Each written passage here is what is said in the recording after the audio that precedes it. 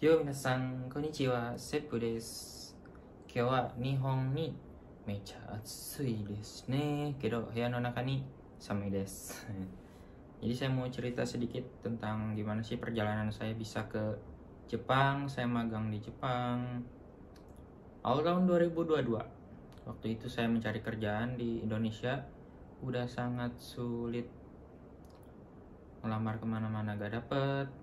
Emang niat awalnya sih saya udah dari lulus sekolah emang pengen kerja di Jepang, cuma modalnya belum ada. Jadi berangsur-angsur saya kerja di Indonesia, saya sedikit demi sedikit kumpulin buat modal juga biar gak ngerepotin orang tua. Dahulu itu saya mencari-cari LPK, saya mencari yang terdekat lah dari rumah. Saya ketemu di salah satu LPK dan saya coba-coba tanya-tanya di LPK itu gimana alur-alurnya. Dan fix saya di situ pendidikan selama 2 bulan dengan uang pendaftaran itu sekitar 6 juta. 6 juta ini kita udah dapat buku pelajaran, kaos LPK, terus sensei-senseinya juga yang udah mahir bahasa Jepangnya diajari dari awal. Dari awal itu kita belajar hiragana, katakana, angka-angka, benar-benar dari awal. Sampai akhirnya sekitar sebulan setengah saya belajar di situ dengan buku Minano Nihongo 1.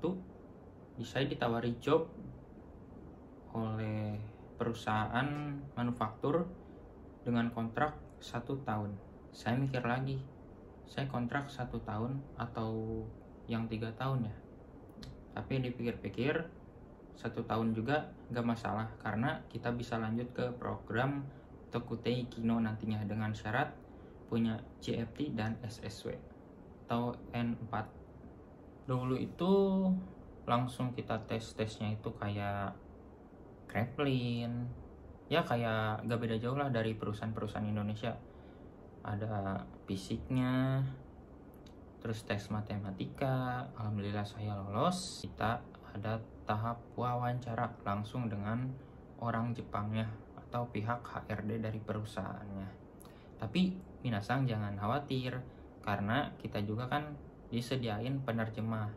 Jadi walaupun bahasa Jepang kita belum lancar, walaupun kita belum paham nih apa yang dikata oleh si HRD ini, kita belum ngerti, kita tenang aja karena ada penerjemahnya. Sebisa mungkin kalian ngejelasin dan ngejawab pertanyaannya itu dengan lugas dan jelas. Walaupun pakai bahasa Indonesia, gak apa-apa.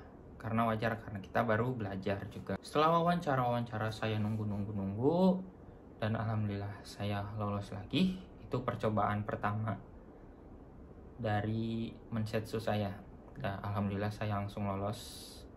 Setelah wawancara, kita akan menghadapi MCU atau Medical Check Up.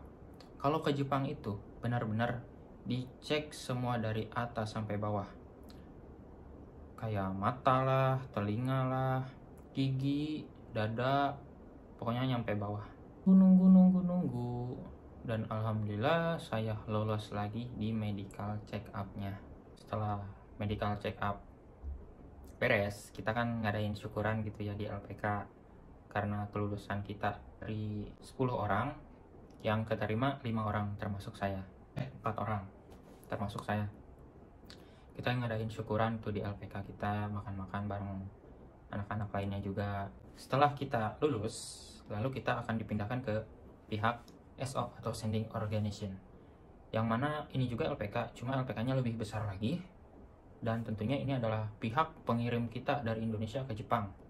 Ini adalah pihak utamanya, SO, LPK SO ya. Kalau minasang bisa cari di Google kalau mau masuk langsung ke LPK SO, ada daftarnya di Google, daftar LPK SO di Indonesia. Karena itu langsung berangkat. Jadi di SO itu saya pendidikan lagi teman-teman. Saya dulu SO di Bogor, belajar lagi dari awal selama 4 bulan sambil menunggu berkas-berkasnya jadi juga kayak paspor, visa, COE, izin tinggal dan lain-lainnya. Selama 4 bulan itu kita benar-benar pemantapan, entah itu dari percakapan, materi, pola kalimat, kanji juga, Di situ juga kita harus ikut ujian N4 kalau kita pengen lanjut di Jepang dengan Visa Tokutei Gino. Bener-bener di-push kalau kita di SO itu, apalagi kalau soal fisiknya teman-teman. Jadi teman-teman nggak boleh kaget ya, teman-teman harus persiapin fisik, mental, karena di Jepang itu benar-benar keras. Dulu saya lari tiap Senin sampai Jumat itu 3 kilo sampai 5 kilo lari itu pendidikan di SO, karena emang SO itu benar-benar serius, kita gak bisa main-main lagi di sana. Tapi emang banyak kenangannya sih, seru juga. Kita juga dapat teman-teman dari berbagai daerah. Setelah di SO bla bla bla bla selesai, berkas juga selesai, terbitlah tiket kita. Kalau tiket udah turun, berarti udah otomatis dong tanggal keberangkatan kita udah tahu kapan. Kita tinggal berangkat, cus kita pergi ke Jepang. Nah di SO juga ini kita bisa dikasih dana talangan, tentunya ada bunganya teman-teman. Begitulah. Dulu saya itu yang program 1 tahun sekitar 23 juta. Alhamdulillah saya punya tabungan, jadi nggak terlalu merepotkan orang tua juga. Minasan juga sebisa mungkin kalau pengen ke Jepang jangan setengah-setengah ya, kuatin mentalnya dari sekarang. Setelah sampai Jepang, saya dengan musim salju yang sangat dingin, dengan kultur-kultur Jepang, budaya-budaya Jepang yang sangat berbeda. Ternyata emang beda sih pas kita belajar di Indonesia sama langsung di Jepang ya. Ada kosakata beda, tapi ya omoshiroi, menarik juga di sana. Tips dari saya kalau milih LPK, pertama, kalian tanya-tanyain lulusan-lulusan LPK tersebut, bagaimana LPK ini cara mengajarnya, bagaimana sistem belajarnya. Ya pokoknya kalian tanya sedetail mungkin, karena di Indonesia banyak LPK yang ada mafianya lah. Kalian bisa cari, kalian juga harus teliti. Oke, sekian saja dari saya. Kalau ada pertanyaan-pertanyaan tentang Jepang, kalian bisa tanya langsung ke Instagram saya di bawah ini. Sebisa mungkin saya akan balas. Ya, minasan. Sayonara ne. Mata ayosho.